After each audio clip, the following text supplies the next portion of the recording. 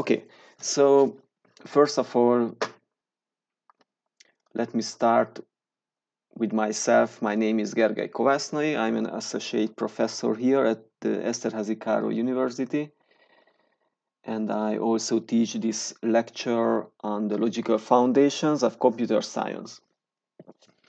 This is a first semester lecture, and you also have an exercise class of the same subject. And as far as I recall, this is also with me. So this week we will have an exercise class of the same lecture as well. I would like to emphasize that you definitely have to complete the exercise class during the semester, because if you fail, oh, this is bad. So you are enrolled for our computer science bachelor program. Then you definitely must be enrolled for this. Registration is open. Let me check. Okay. So since the exercise class is a prerequisite for my lecture, all of you definitely have to be enrolled for the exercise class.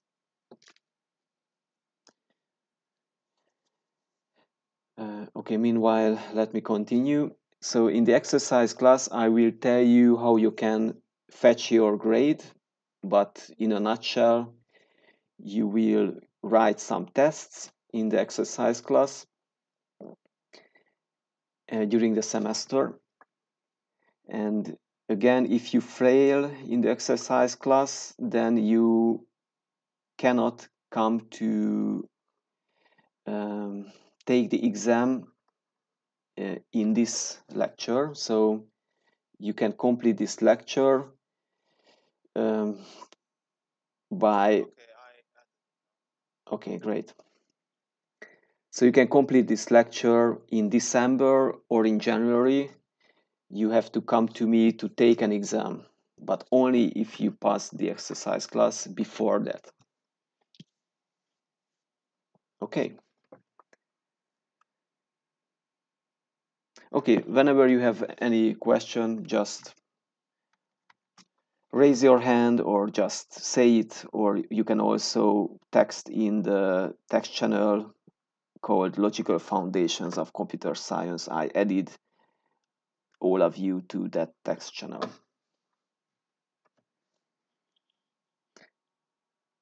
Okay, during the semester, this is the schedule of lectures. You can see here 14 topics. Actually, we have one lecture less because last week we didn't have any lecture anyway. So these are the topics. I guess they are quite... so basically you don't know what they are, I suppose. But anyway, I have to give you the schedule in the first lecture, so this is how we will proceed. Basically, there are two main topics. The first 7 lectures are about propositional logic. This is a very easy logic. I mean, it is the easier logic. It is easier than the other logic for the rest of the semester, which is called predicate logic. And yeah, so these are the semester basically splits into two logics. That's it. Okay, so do you have any questions so far?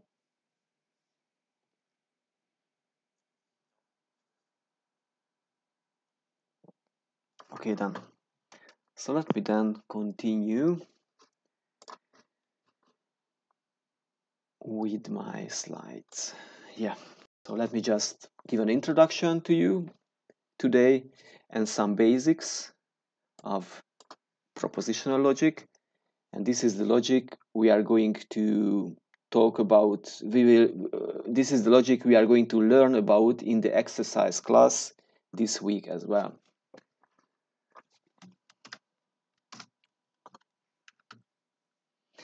Okay, first of all, you can ask why we learn about logic, why I'm telling you, and why the name of the lecture tells you that logic is somehow the foundation of computer science.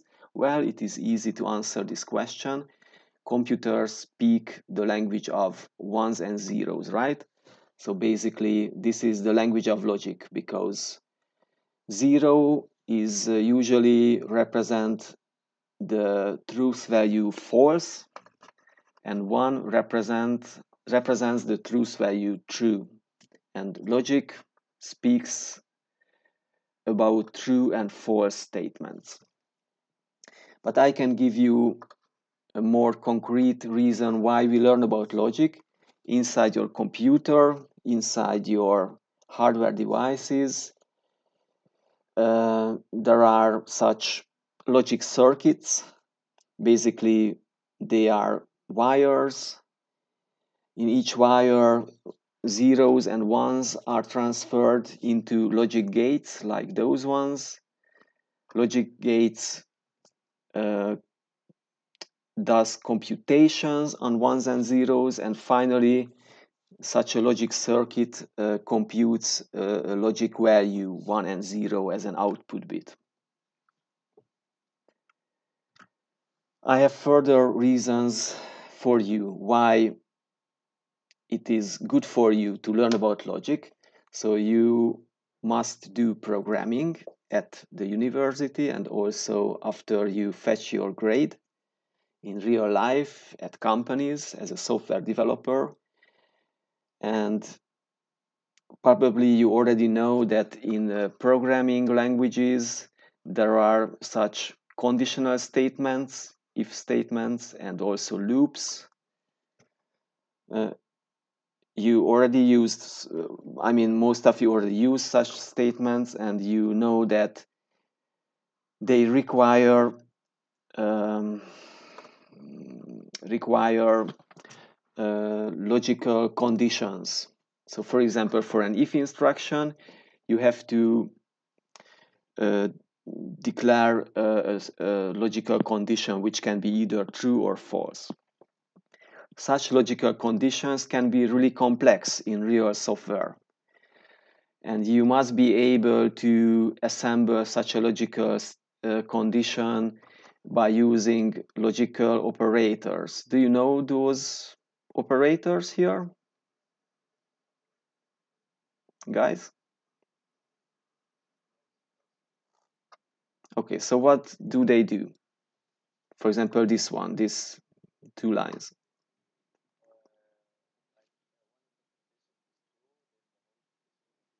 Exactly.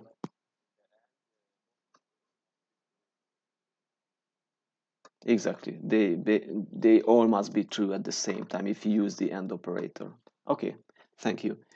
So in all programming languages, you have to deal with such operators, and you must be able to use them, and you must be able to use them in an appropriate way. Okay, let me skip this part. This is a history lesson, how logic was born several thousands of years ago, and it was and it is still about expressing statements in a formal way. So thousands of years ago, ancient people fabricated such logical statements like those three here, and actually this is the very old and very ancient inference. So the third statement is a conclusion of the first two. So how we can prove this, how we can analyze this? First, we really need to express those three statements in a formal way by using um, mathematical notations. So, for example, does any of you know this? Yeah, okay. Oh, the sound is coming from you is really bad. I,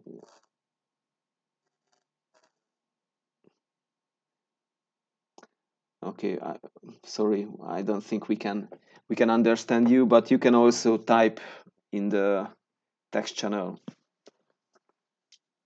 So this bottom up capital A here means something like Oleg. Yes, Oleg. Oleg. Can I call you Oleg? Okay, Oleg.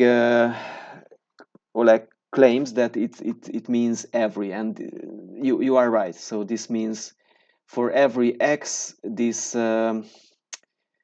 statement here must be true, which says something like if x is mortal, then x must be no, sorry. If x is x is a man, then x must be mortal, something like that. Anyway, we must use such formal notations. But let me switch to the present days again. So what is the logic? What is the aim of logic nowadays?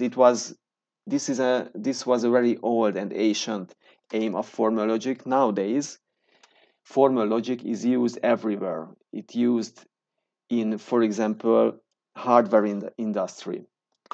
Big companies like those ones here would like to verify their CPUs or GPUs or memory devices, whatever, before releasing them to the public. And this can be done by using special software which can do reasoning in an automated way. In the past, there are several very interesting stories. Let me share one such story with you. In the 90s, there was a, let's say, incident. Intel, you know this company, released the first version of the Intel Pentium processors, and actually this processor was not verified before releasing to the public. Uh, it, this sloppiness caused that some error remained in the processor, in a subsystem inside the processor, which is a floating point division circuit, was buggy. There was a bug inside, and sometimes the processor returned wrong results when you wanted to divide two floating point numbers. Anyway, the Intel must have replaced all the faulty processors, and this caused almost $500 million loss for Intel. So this was a really expensive error for Intel. This didn't happen, or wouldn't have happened if Intel applied hardware verification in advance. And actually nowadays Intel does hardware verifications, and all the big hardware companies like Nvidia, AMD, and the others, even Apple.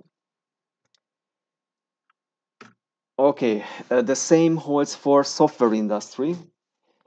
Big software companies like to verify their software before releasing them to the public, because in software there are so many possibilities for errors.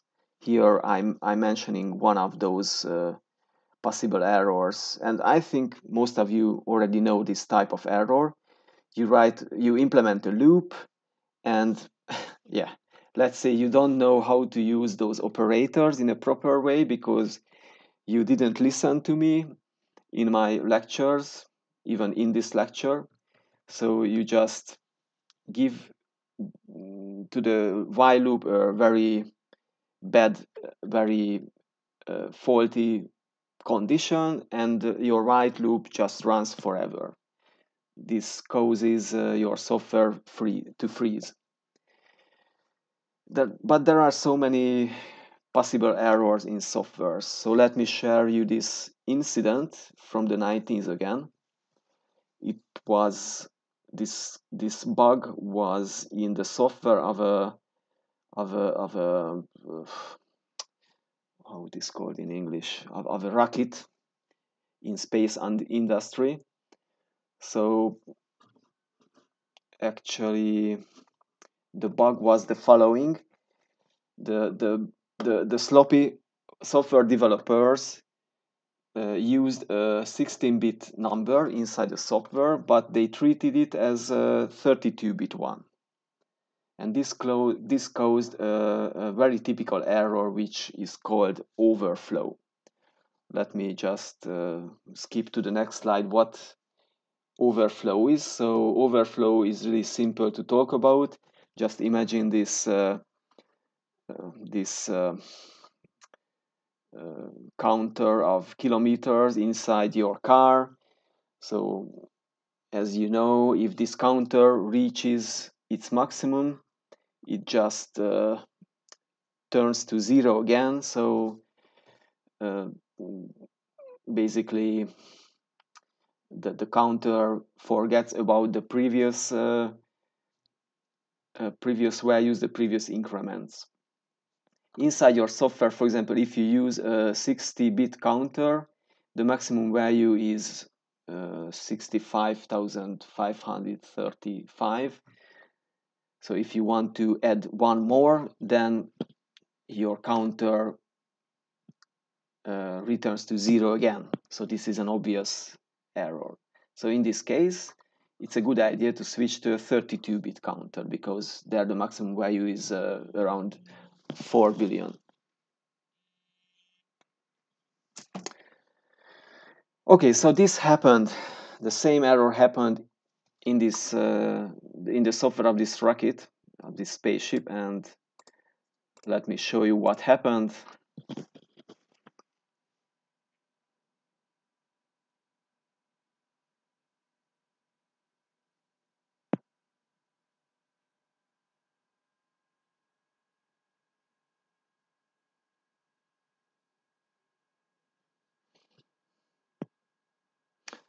Yeah, so this was a quite fatal software error, and quite expensive one, as you can see. Okay, and this was caused by such a very stupid error. Okay, just a sec, I have to respond to a phone call.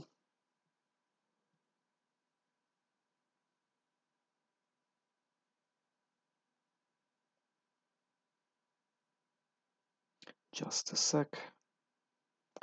Okay, so let me share you another similar error. Sorry, this is still in Hungarian. I had no time to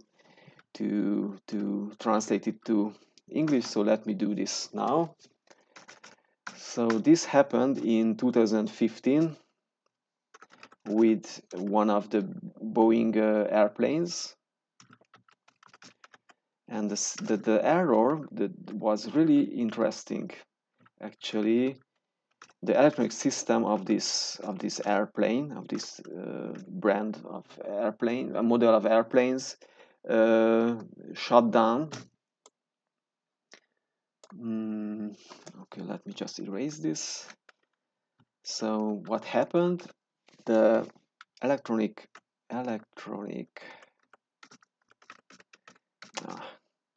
generators of this airplane automatically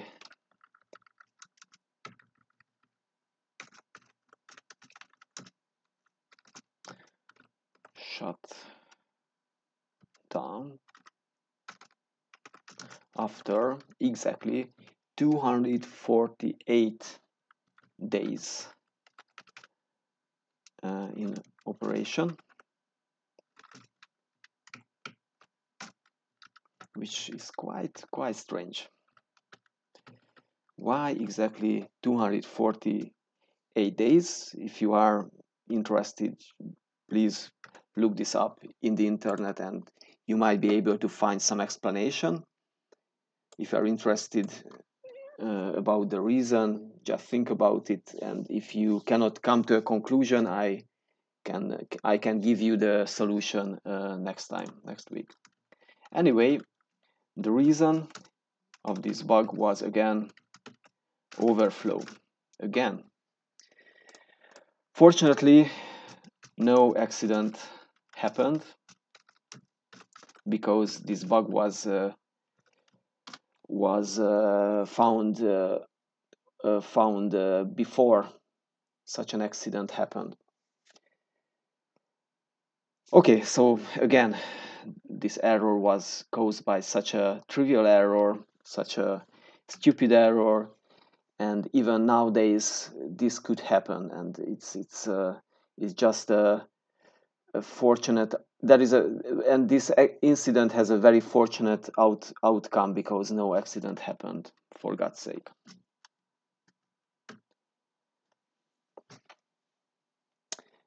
Okay, so during the semester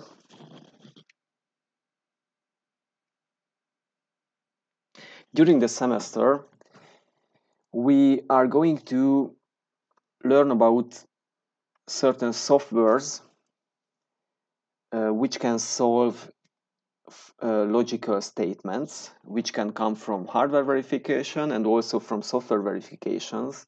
For software verification, those special softwares are called solvers. There are several solvers, for example, set solvers or SMT solvers, and that is at some point we are going to learn about them, and we are also going to try them, how to use them. And most interestingly, at the end of the semester, we are going to learn about a programming language, the Prolog programming language, which is interesting, which is a very interesting programming language because it is based on logic, definitely on logic. This Prolog programming language looks very differently compared to C# or JavaScript or Java. It's a very unique programming language. But anyway, anyone can use it for implementing software. So this is quite interesting how such a programming language can be based on formal logic. Okay, before starting to learn about propositional logic, I told you in the first half of the semester we are going to learn about propositional logic. Let me show you something about the different types of formal logic. So first of all, there is such a logic, propositional logic, which can be considered to be really simple. In this logic, you only have to introduce propositional, or in other words, Boolean variables. Even in C# you can use Boolean variables actually. Plus, you can use logic operators actually. In C# you can those logic operators, the AND operator, the OR operator, and the negation, the NOT operator. But actually, in propositional logic, in this type of formal logic, there are a few further operators. Oh, what is this? I don't know. There are further operators as well. Okay, after we learned everything about propositional logic, we are going to switch to predicate logic, as I already mentioned this to you. Predicate logic is more complex, is more difficult to learn. Actually, there you can use variables of arbitrary types. In propositional logic, you can have variables of type Boolean only. In predicate logic, you can use variables of integers, strings, whatever. You can use variables to store any objects, basically. Plus, we are going to use so-called predicates in predicate logic. This is where the name of the logic comes from. Okay, later we will understand what predicates are. Furthermore, we will use the same operators plus quantifiers. Actually, Oleg mentioned one of the quantifiers, this every quantifier or for all quantifier, which is not denoted by this bottom-up or how it is called, bottom-up capital A. This is one of the quantifiers, and there is another quantifier as well. Okay, and what is this? Okay, so these are the two logics we are going to learn about, but there are several other logics, many more logics in the real world. For example, how to say, there are many valued logics. In real life, there are usually statements which you cannot decide to be true or false all the time. So in real life, you usually need at least a third truth value, maybe. So in real life, probably you can use three truth values: false, maybe, or true. Because sometimes you cannot decide if a statement either true or false. So you need the truth value maybe. Or you might need several truth values. Just let me mention this type of logics, which is called fuzzy logics. In fuzzy logics, you can have as many truth values as you want. Actually, you can pick any value between 1 and 0, for example, 1.42 as a truth value. And actually, fuzzy logics are used in industry at several companies. For example, I know that. Let me share you this interesting story. In Hungary there is a nuclear reactor, nuclear power plant.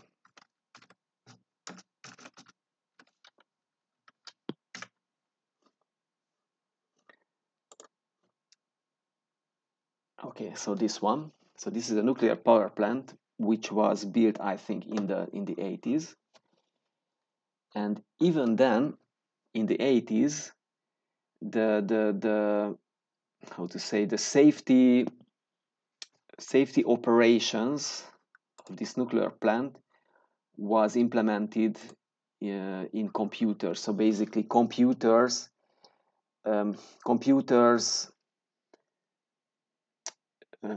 do all the safety checkings all the time. I actually know a woman who was a software developer in this project, and she told me that inside this software of our nuclear plant is based on fuzzy logics. Because in a nuclear plant there could be several levels of how to say, several levels of safety conditions. There are critical errors, there are less critical errors, and so on. So we have several truth values, not only two. Okay, let me mention one more logic, temporal logics. Whenever you have to reason about the past or the present or the future, you can use such logics. In propositional logics or even in predicate logics, in predicate logic, there is no way to reason about the time. you can only tell something about the present. So you completely have to ignore time in propositional or in predicate logic. You have to use other types of logics if you want to reason about time. Okay, anyway, during the semester we are going to learn about only the first two logics. So let's start with propositional logic. I already told you that in propositional logic, actually, the situation is quite simple.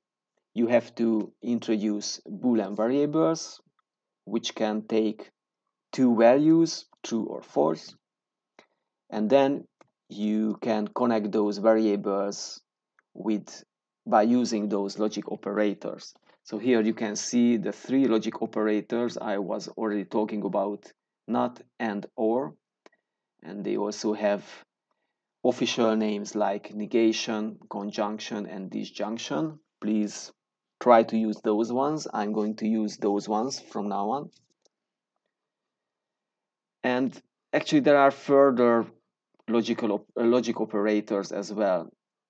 The if-then connection or implication is one of the most important ones, because usually you want to express some inference between statements. For example, if I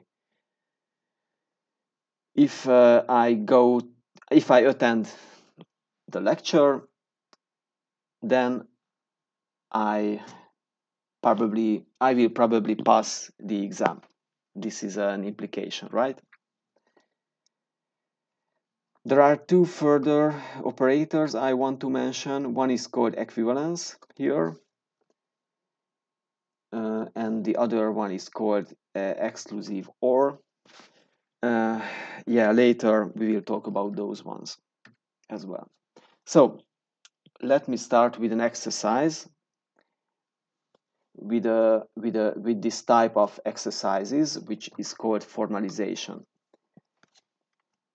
In the exercise class, this will be the first type of exercises you will learn how to solve. Therefore, now I only give you one example, because in the exercise class we are going to solve further such exercises together. Just give you an idea, let me show you an exercise now. Just a minute. And meanwhile, if you have any question, please don't hesitate to ask. For example, now, do you have any question?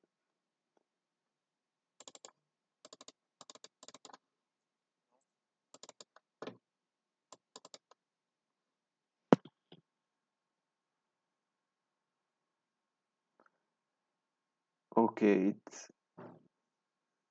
so maybe Oleg has some question, but still we cannot answer. We cannot hear you. Something must be wrong with your microphone.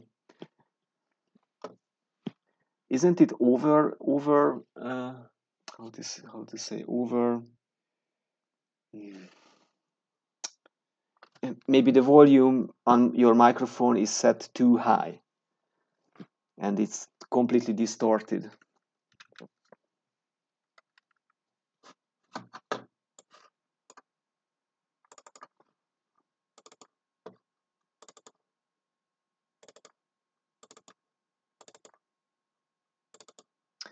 Okay, let me look for an exercise now.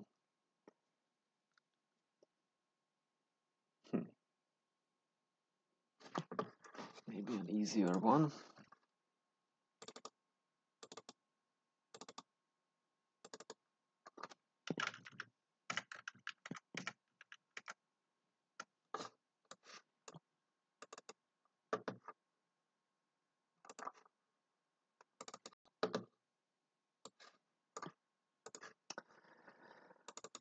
Oh. Okay, let me just improvise something for you. And now I'm going to use Google Docs to type the exercise here. We will use Google Docs also in our exercise class, because in Google Docs it's quite easy to type formulas. So first let me come up with a statement in English, like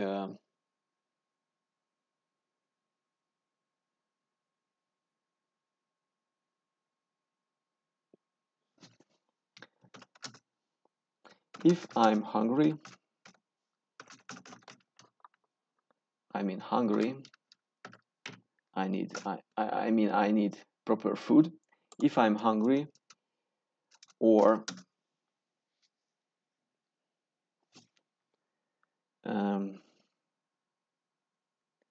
was partying last night, I am not sure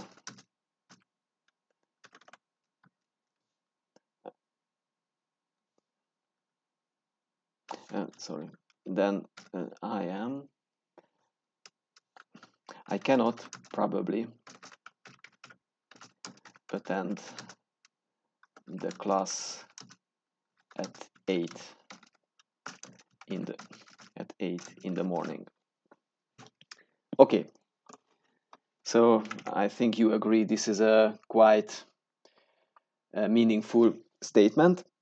Now what we have to do with this sentence is formalizing it.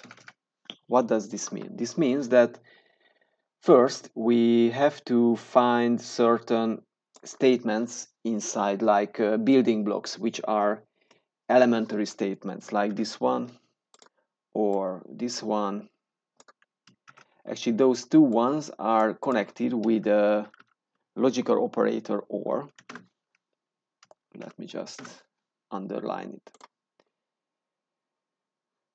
Okay, so formalization means that we have to, as you remember, we have to introduce Boolean variables for those elementary or atomic statements. Like, let me introduce age for I am hungry, or P for I was partying last night. Okay, immediately we can formalize this part of the sentence as a formula here in Google Docs. Sorry for the Hungarian interface.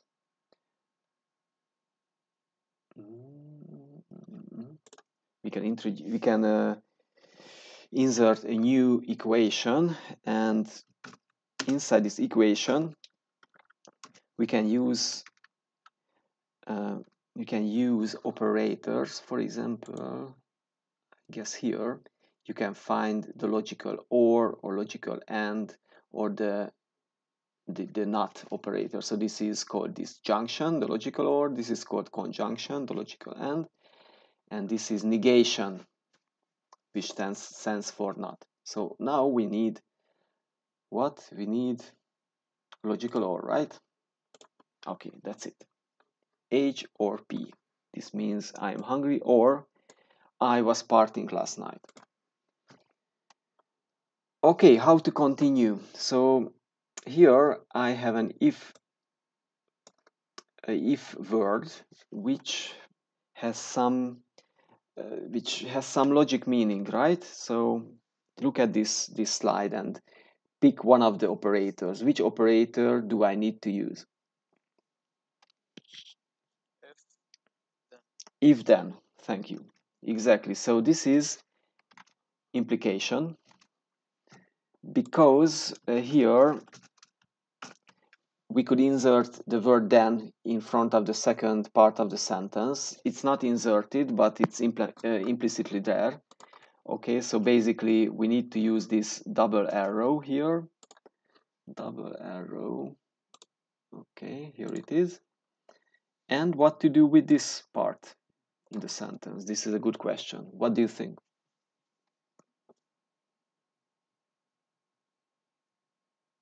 what to do with this second part? But use exclamation mark and you are probably attend the class at 8 a.m. will be not that exclamation mark and use the as a symbol. Yes, exactly. So first of all, you are completely right. So first of all, we have to introduce a new symbol, a Boolean variable, like C, which represent. Let me follow your guidance. So this means that I can probably attend the class at 8 a.m. and you suggest to use this Boolean variable here, but it's negated because we can see the not ending there. So negation in programming in most of the programming languages, negation is denoted by exclamation mark, but here in mathematics, this is the negation sign. Okay, thanks for your help. That's it. So this is what we call formalization. In a very succinct way, we express such long statements, and actually later we can even forget about the meaning of those Boolean variables. What matters is that we have three variables, and they are connected with logic operators. That's it. So this is the type of exercise you are going to practice this week with me in the exercise class and next week, and actually you will do formalization during the semester all the time. Okay, any question at this point?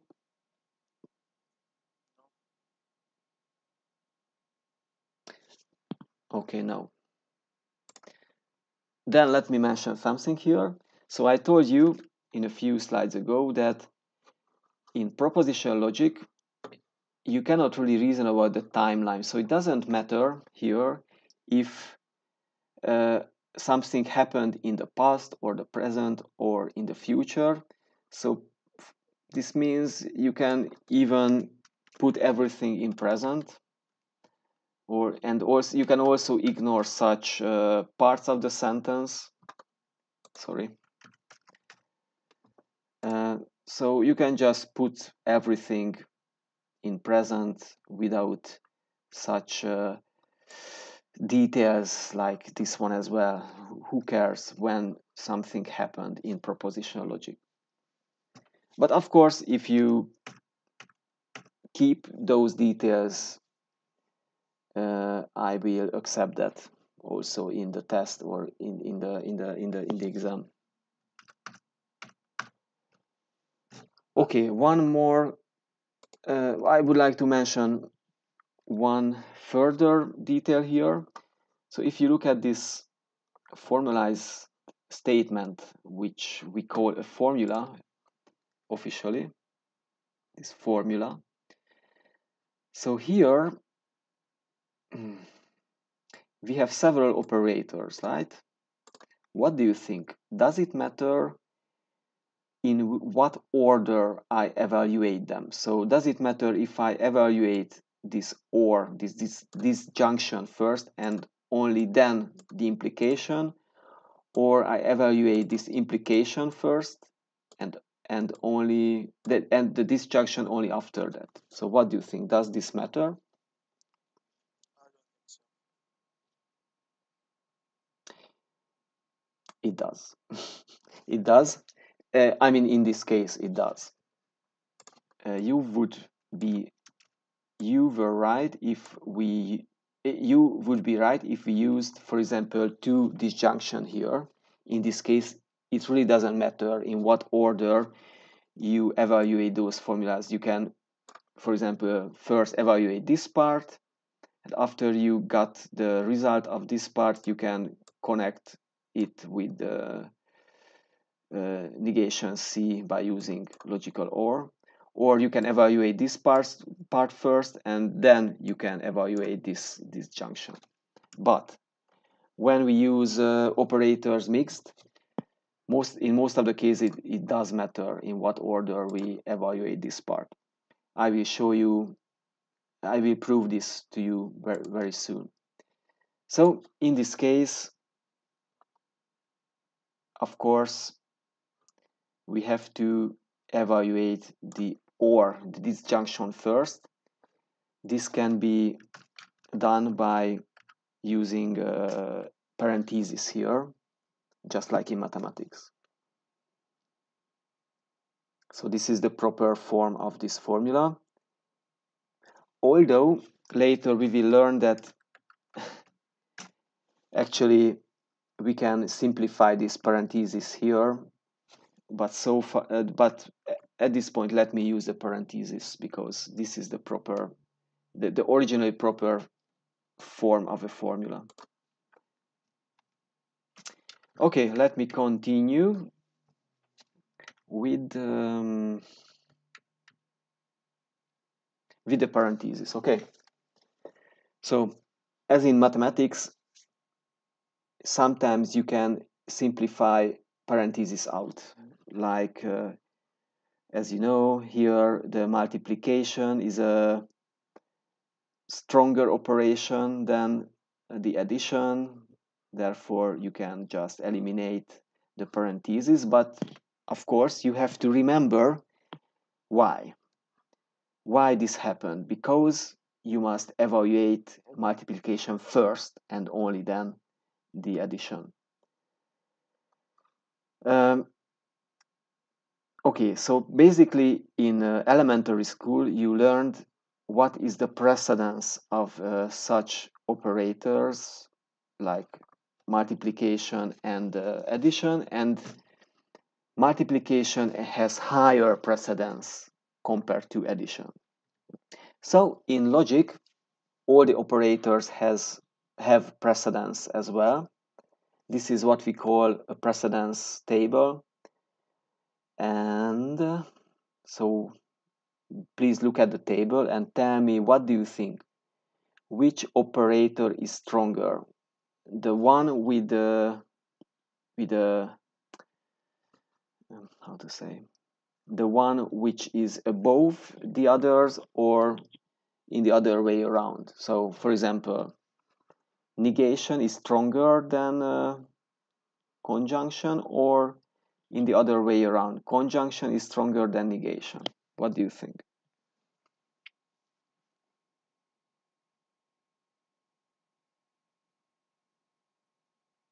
Okay, let me ask the question again. So this is what we call a precedence table, and my question is,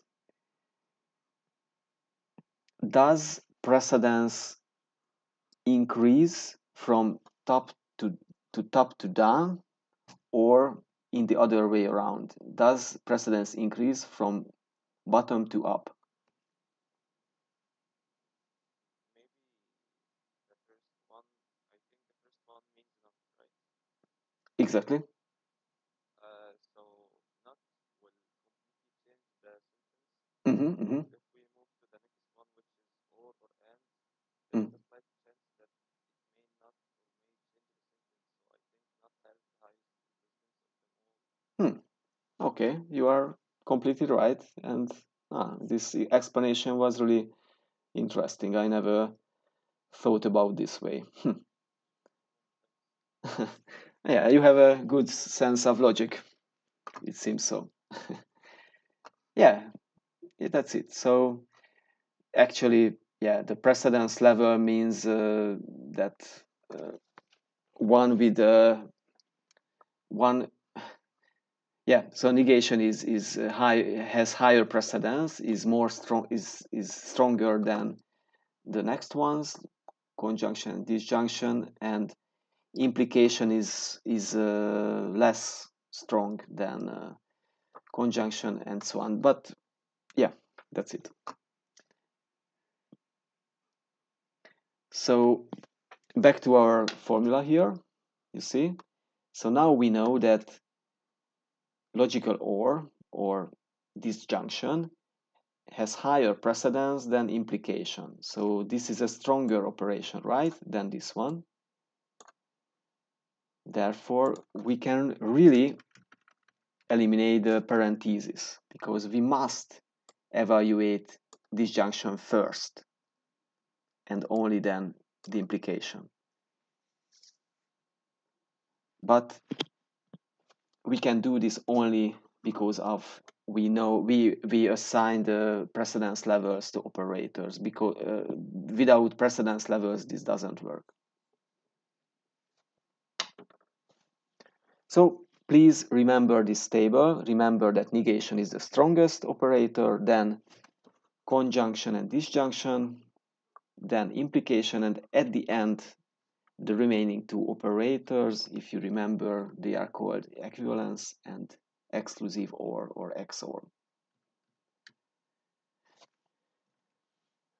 Yeah, let me just mention that precedence tables are not only are used not only in mathematics or in logic, but also in programming. For example, what is your favorite programming language? Please tell me. Mine is C++. C++, precedence, order or precedence table. Let's see. C++ operator precedence table. So even in C++ or in any programming language, there is a precedence table defined in advance for operators. And if we look at this table, as you can see in C++, there are much more operators than in logic. For example, now yeah. that's a lot. That's a lot. Actually, in most other programming languages, we have those operators in some form, even in C# or in Java.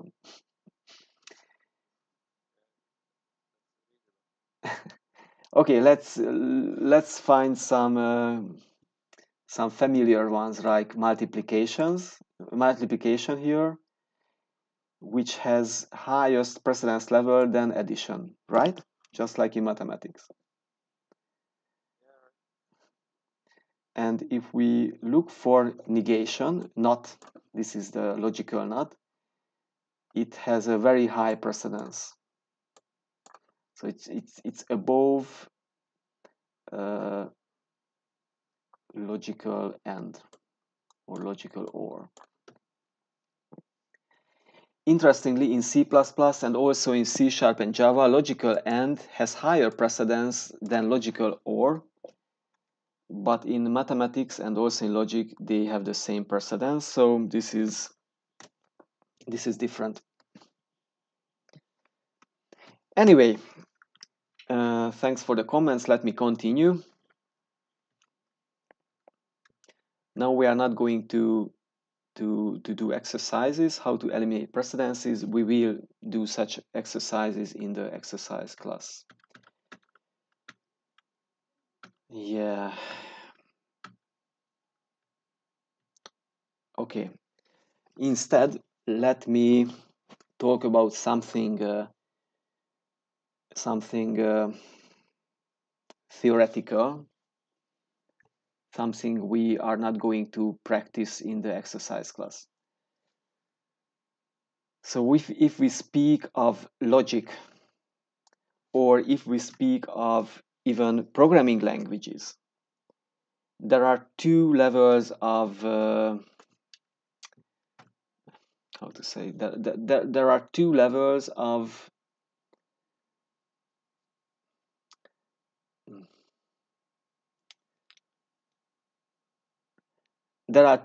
understanding. So first of all, you must be able to create syntactically correct or simply correct statements. In a programming language, you must be able to write a correct, syntactically correct source code. Otherwise, the the C++ compiler or the C# compiler will throw you error messages. Similarly, in logic, you must be able to create syntactically correct statements like this one. For example, if I put additional operator here, sorry, there are magic words. I will show you how to use them. If I put or and add and just behind each other or next to each other, this is not a correct, not a syntactically correct statement. Or if I put a negation here, this is not a correct statement either. So you must learn how to create syntactically correct statements in logic. But this is only the first level of understanding. The second level of understanding is called semantics. You also need to understand what the statement you created represent. What is the meaning of this statement? For this, you have to remember what variable denotes what. And most importantly, you have to be able to evaluate your formulas and find out if the statement is true or false. Anyway, we are going to learn about semantics next time. I just want to show you this picture about syntax and semantics.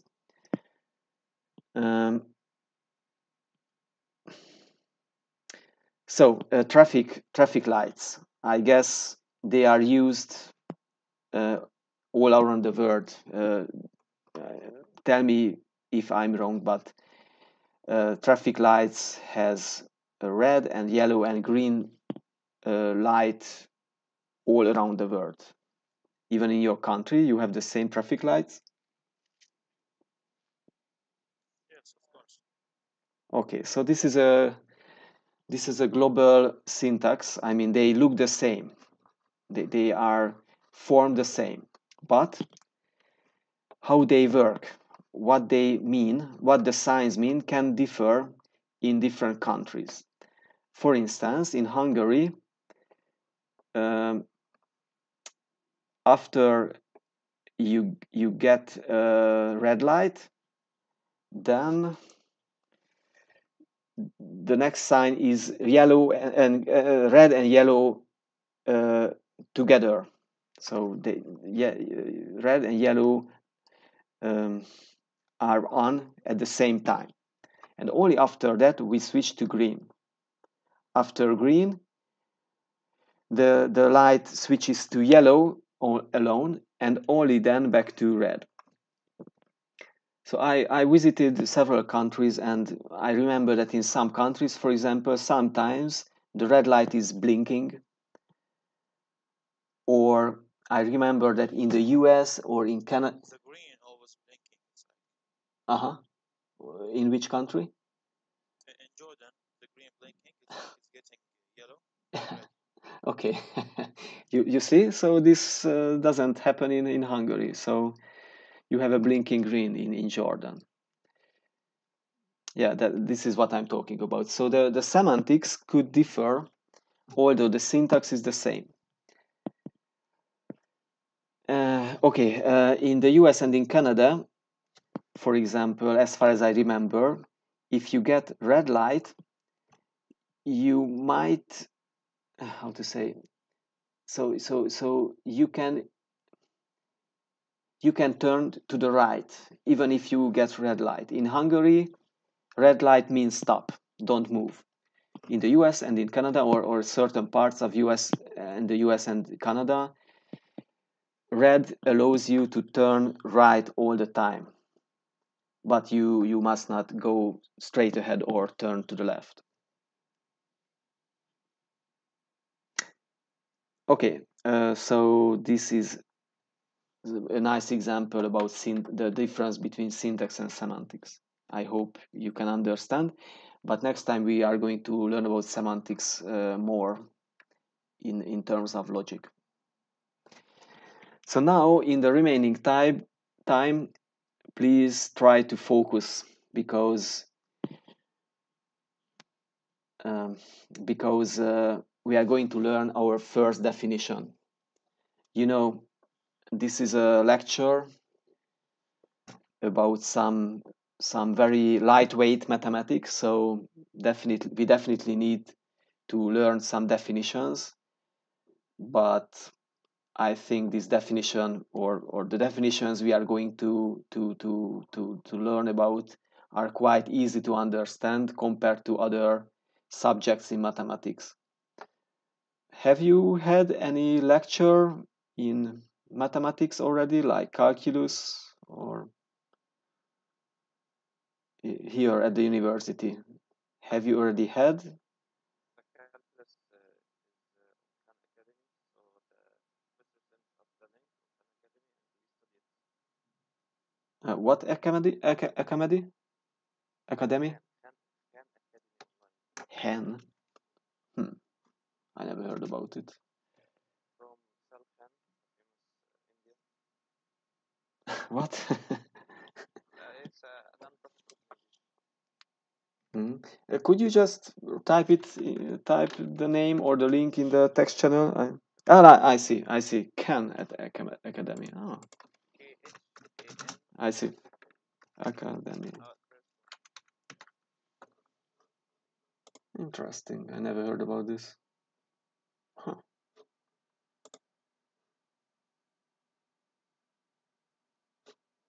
Okay, and this is free. You can use this free of charge, right?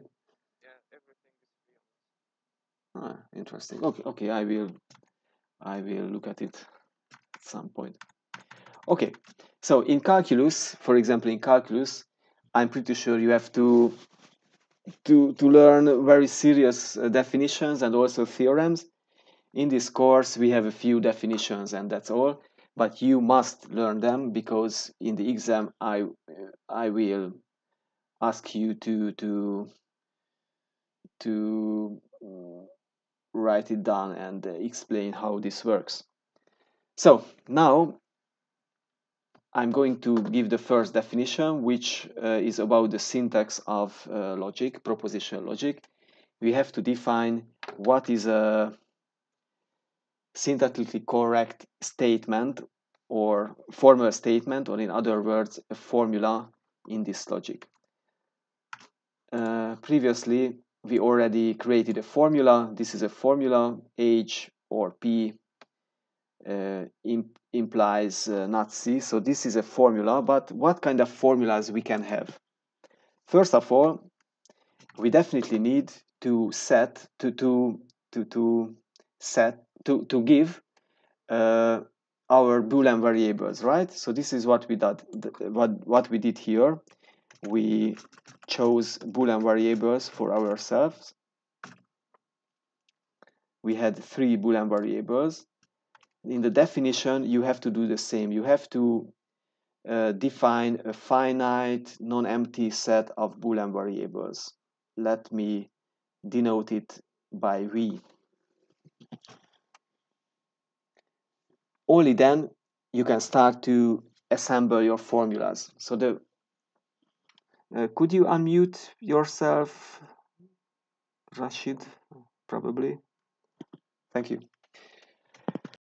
So what is the easiest, what is the simplest formula? Of course, the simplest formula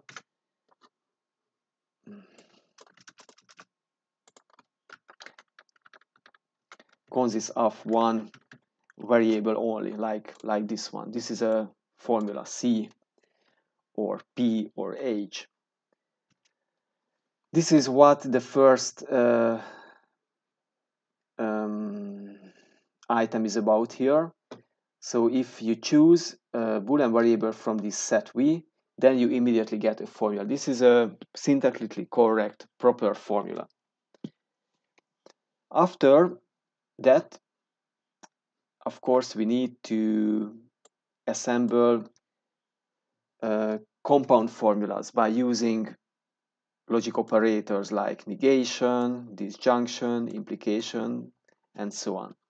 So let's start with negation. If I have a formula A, then I can put the negation sign in front and I still get a formula. Like I can put negation here, or if I have a compound formula like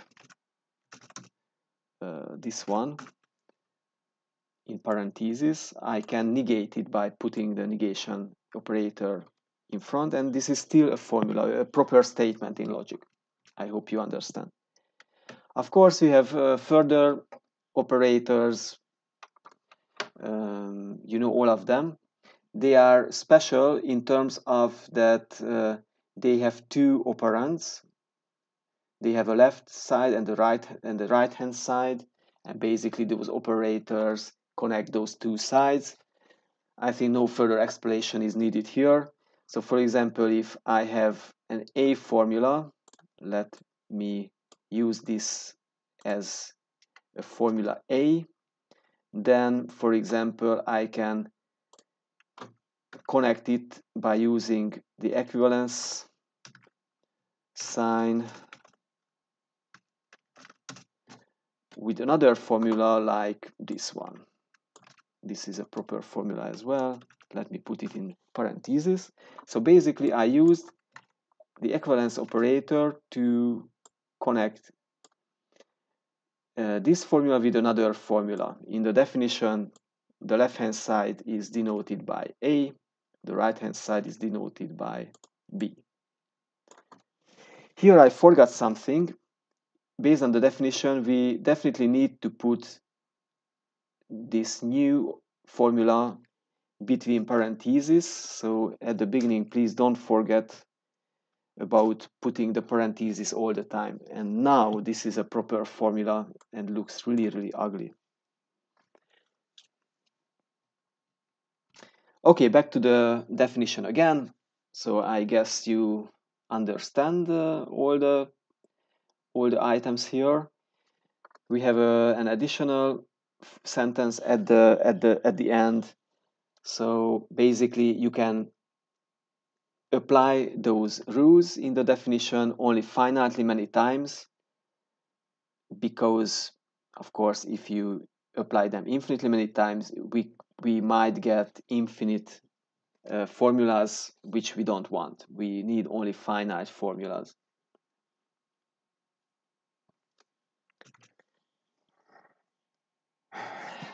Okay, so please raise some questions if you have any, and I'm trying to answer them.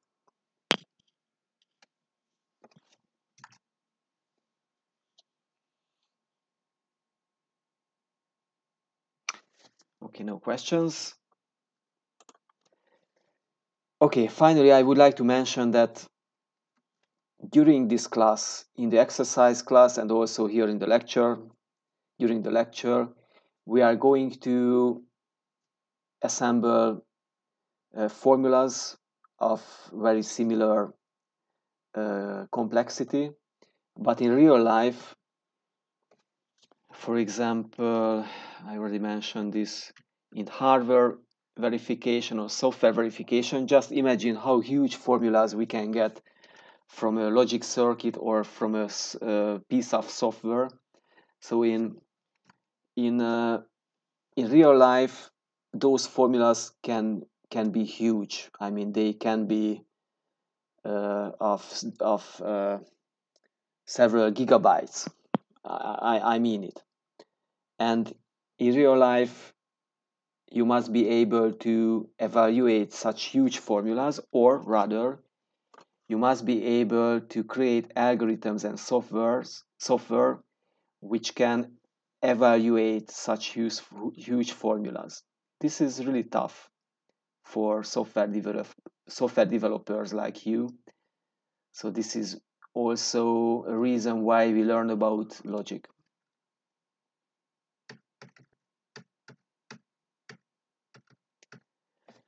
Okay, guys, I think this is the end of my slideshow, and that's quite enough for today. But please stay for a few more minutes here.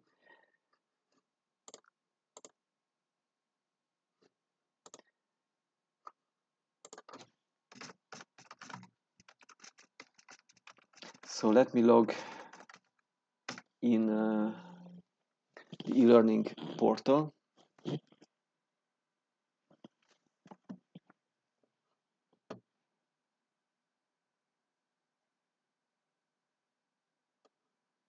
And let me look for this course. And I guess you already found this part on this web page. So here, in a minute, I will upload my slides. Now this folder is empty, but soon I will upload my slideshow. You will find this Discord link here all the time. So please, next week, follow the same link again, and we meet exactly at the same Discord server. Yeah, what else? Exactly. So as you can see, there, how to say, there are lecture notes under construction. So actually, there are certain modules of the lecture notes which I already made publicly available for you. These are two topics we are going to learn about later. I mean, in November probably. I'm working on a very similar module for this current lecture, today's lecture, but I have not finished preparing it, so it's under construction.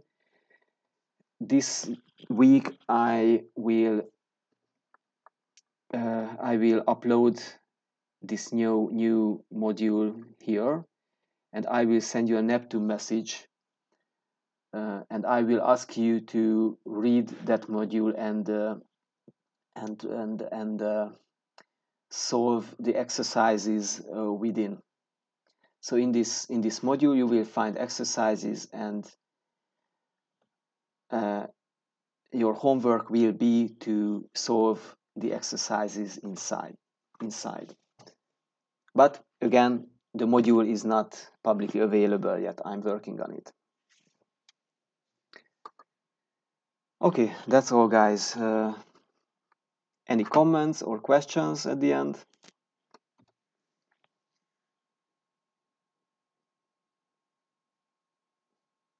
Nope. Okay, then thank you for your attention, and see you again. See you soon.